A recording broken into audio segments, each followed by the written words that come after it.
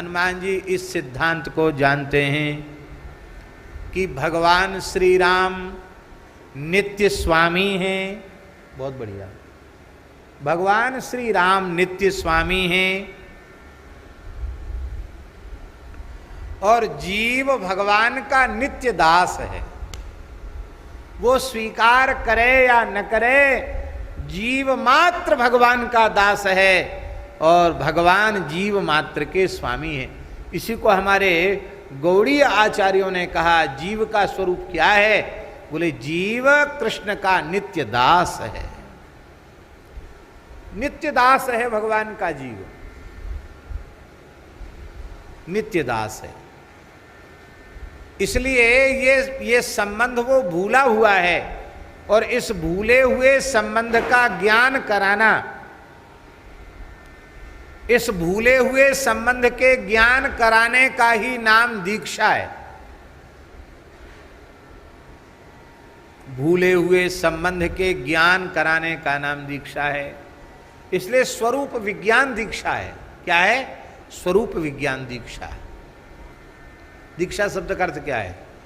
दीयते ज्ञान संबोधा, क्षीयते पाप संचयः, दीयते क्षीयते यस्मात् सादीक्षेत्य विधीयते।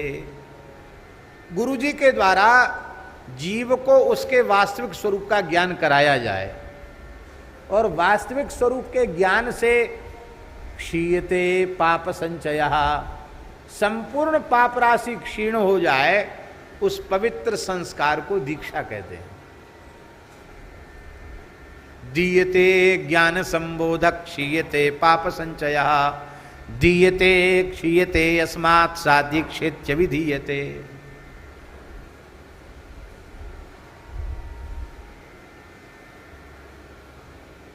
स्वरूप क्या है?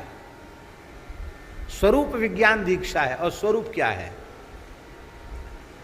किसी भी काल में, किसी भी अवस्था में, किसी भी प्रकार से जिसमें परिवर्तन संभव न हो, उसे स्वरूप कहेंगे।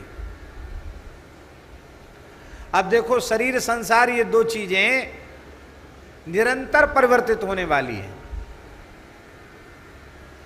हम 10 वर्ष पहले जैसे दिखाई पड़ते थे अब नहीं है। अब जैसे दिखाई पड़ रहे हैं 10 वर्ष पीछे नहीं दिखाई पड़ेंगे।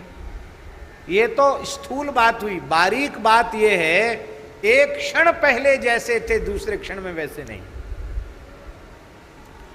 शरीर संसार की प्रत्येक चीज बदलने वाली है, पर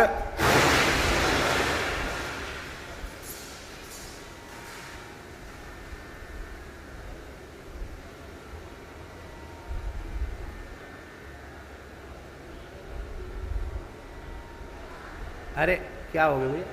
तो हम निवेदन कर रहे थे कि जब शरीर हमें नहीं मिला था तब भी हम भगवान के अंश थे, आज भी हम भगवान के अंश हैं।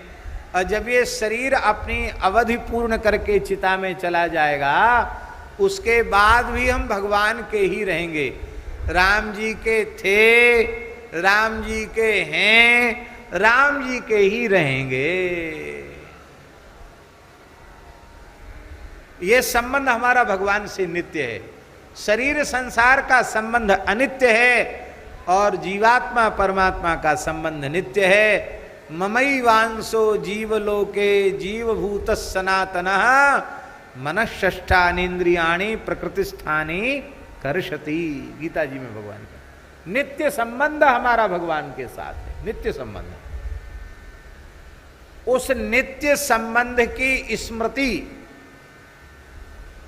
जिस संस्कार में कराई जाए, उस संस्कार को दीक्षा कहते हैं।